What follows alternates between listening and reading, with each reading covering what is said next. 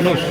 নীল কোটের নিচে গাঢ় আকাশি শার্ট পরা এই তরুণের এক কাণ্ডে হইচই পড়ে গেছে পুরো উত্তরবঙ্গে। তার ভাষ্য, পেশায় রাজমিস্ত্রি হলেও পুলিশ কর্মকর্তা হিসেবে পরিচয় দিয়ে প্রেম করেছেন। প্রেমিকার বাবা বলেছেন সরকারি কর্মকর্তা ছাড়া বিয়ে দেবেন না। তাই এই তরুণ প্রেমিকার বাবাকে পুলিশের এএসপি হিসেবে প্রমাণ দিতে আইডি কার্ড বানাতে এসেছেন। আর এসেই খেলেন ধরা, ফাঁস হয়ে গেল তার প্রেমের জারিজুরি। ৭ এপ্রিল বিকেলের ঘটনা। রংপুর প্রেস ক্লাব এলাকার একটি প্রিন্টিংয়ের দোকানে যান মোস্তাফিজুর রহমান। ওই দোকানে এএসপির পরিচয়পত্র বানানোর কথা বললে দোকানদারের সন্দেহ হয়। পাশে বলতেছে উনি একটা আইডি কার্ড বানাবেন। তো আমি ওনাকে প্রশ্ন করলাম যে আপনি কি আইডি কার্ড বানাবেন। তখন উনি আমাকে বলতেছে যে উনি ড্যামো নিয়ে আসতে। তো ড্যামোটা আমি দেখে বুঝতে পারলাম যে ওটা এএসপি কার্ড।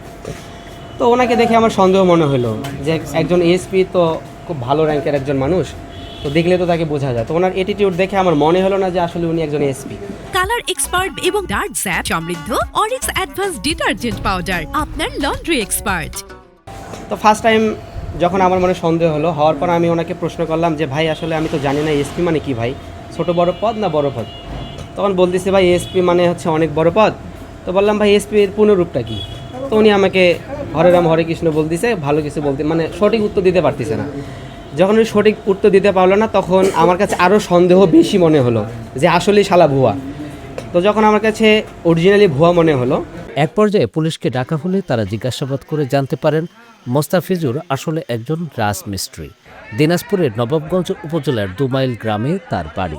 সেখান থেকে রংপুরে এসেছেন এএসপির পরিচয়পত্র বানাতে, যেন তিনি সেটি প্রেমিকাকে দেখাতে পারেন, প্রমাণ দিতে পারেন তিনি একজন সরকারি কর্মকর্তা। আমি আইডি কার্ড বানানোর জন্য আসছি। কিসের আইডি কার্ড? পুলিশের আইডি কার্ড। কেন?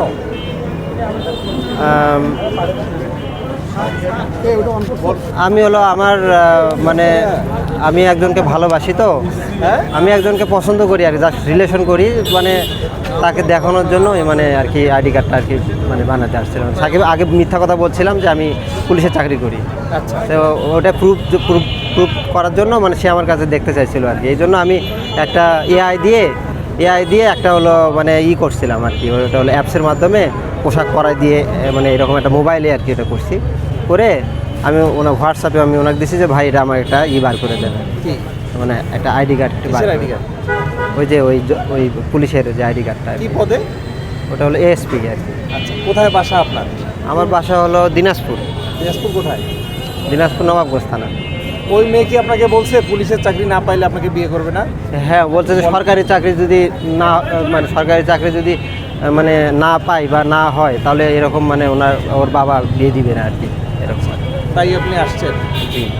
মোস্তাফিজুরের বাবা অবসরপ্রাপ্ত পুলিশ সদস্য।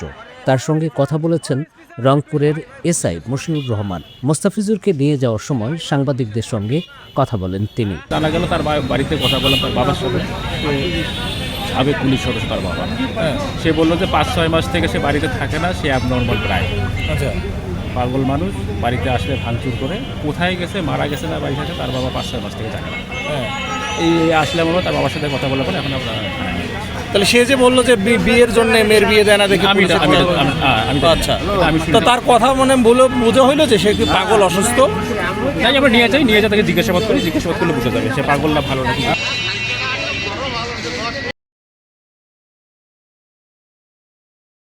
কালার এক্সপার্ট এবং ডার্ক স্যাপ সমৃদ্ধ অরিক্স অ্যাডভান্স ডিটারজেন্ট পাউডার, আপনার লন্ড্রি এক্সপার্ট।